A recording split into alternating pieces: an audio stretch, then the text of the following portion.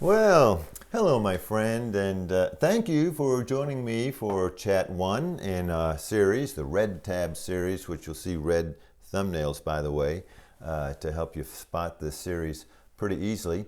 And I'll have my red shirt on for the series as well. But yeah, Chat 1 that we're calling Unpacked Parenting. And I do see them as the chats. I don't want to talk at you. I really want to just share with you the things that Lindy and I have been learning over the years when we were rearing our kids, and now watching our kids raise their kids. So grandparenting years are so fun. But today we're going to be talking about the 4 key stages of parenting. The next sessions will be things about 4 magic words in parenting, and they really are. 7 key heart wirings, 8 basic reasons why kids disobey, the 5 hidden viruses in parenting, just things like that that are really conversation starters. They're designed to get you thinking and listening for the Lord and conversing with your friends and chatting with your pastor. These really are conversation starters, and that's why the videos will be relatively short. I'm aiming for 7 minutes or so, give or take, so that you can just know what to listen for as you go about the task of parenting. And I know it can be tough. I remember those days. I see you out there, and my heart goes out to you, and I hope these things will be helpful. So let's jump right in. Let's talk about the 4 key stages of parenting. I have a vivid memory when Lindy and I were at a friend's house. They had 2 teenage boys, and our boys were still under 9 years old, and we had 3 boys. And we were chatting along, with this couple that became good friends. And I remember saying something like, well, I just hope we're able to survive the teenage years. He says, what do you mean? Well, those rebellious teenage years. And then he said something that absolutely stunned me. He said, well, the teenage years don't have to be rebellious. They don't? I thought that was just automatic. Everybody always talks about that. He said, no, they don't have to be rebellious. I mean, look at our kids. And you know what? As we thought about it, their kids, their 2 sons, just young gentlemen, they walking in the Lord. And yeah, of course, yes, we all have our stumbles and stuff, but by and large, yeah, the teenage years don't have to be rebellious. And let me show you what we learned over the years, how you can avoid that. And we didn't have rebellious teenage years from our kids. Ups and downs, to be sure, but not rebellion. So let's talk about that. And by the way, let me just say, too, even though you may do the best parenting ever, there still be some kids that have a wiring that will still go rebellious. So let's not overplay this card. But by and large, here's what the Bible tells us about that, just to kind of get us started. 1 Corinthians 13:11. I love this. When I was a child, I used to speak like a child, think like a child, reason like a child. But when I became a man, I did away with childish things. But that doesn't happen automatically. I love the Proverbs chapter 22, verse 6. Train up a child in the way he or she should go, and even when he or she is old, he or she will not depart from it.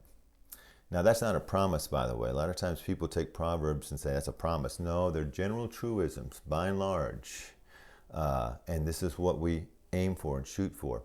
So what we discovered is that we have to train a child out of their childishness, but not out of their childlikeness. Childlikeness is a good thing.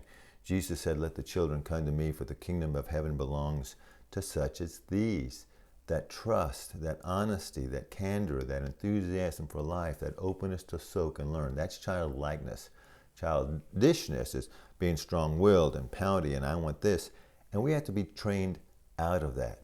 So here are the 4 key stages of parenting that we began to discover as life was unfolding and we were listening for the voice of the Lord. And this is what you can listen for as you're going along.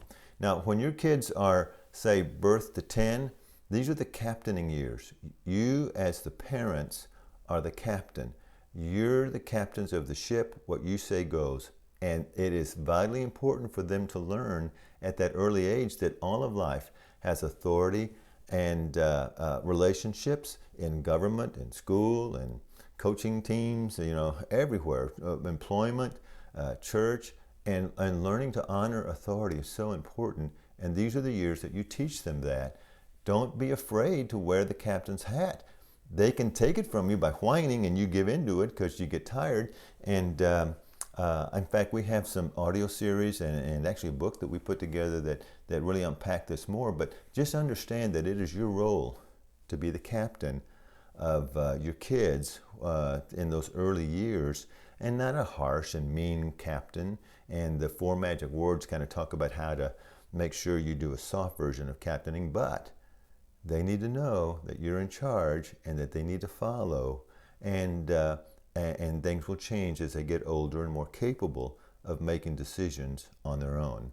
Which brings us to stage number 2. It's the coaching stage, when they're like, 10, 11, 12. And by the way, this is not hard and fast lines. That's why the graphic has a seasons of life or stages of life.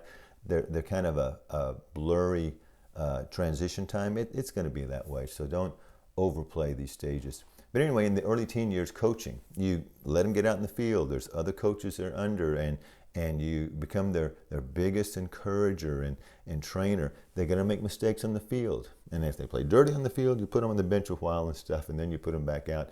But this is when you're letting them loose a little bit more. Then when they get to the teenage years, mid-teens to late teens, you go to the counseling stage, my friend. Don't try to be the captain during the teenage years. That's what triggers rebellion. You're still trying to control me and all. You go to the counseling stage where you offer questions, you pose questions, helping them to draw out what you've been pouring in all those prior years, because you're training them to be independent and adults as unto the Lord. All right? So the counseling years, those teenage years, that's when you just pose questions and enter into conversation, not the inquisition or not a cross-examination, but the kinds of questions that help them think through and come to conclusions on their own, make decisions sometimes on their own. It may not be the wisest, but they'll learn from it. You protect them from danger, to be sure, but this is where you shift as a parent to really treat them as emerging adults, because they are adults. They don't get a pass as a teenager from life. No, they're learning to be adults, so pose questions by and large as counselors to them. And then the last stage, because we always will be parents to them, is the consultant stage, when they're financially self-sufficient and married and starting their families like all of ours are now. That's when you offer information, insights, and stuff. But what they do with it is totally up to them, and you got to honor that. And most often, you don't even offer on your own will. You kind of wait to be asked. Save your initiative for things that are really critical and dangerous. But be kind of like a water faucet, ready to be turned on with all that water to offer them whenever they want it. If you turn yourself on all the time, you'll flood them.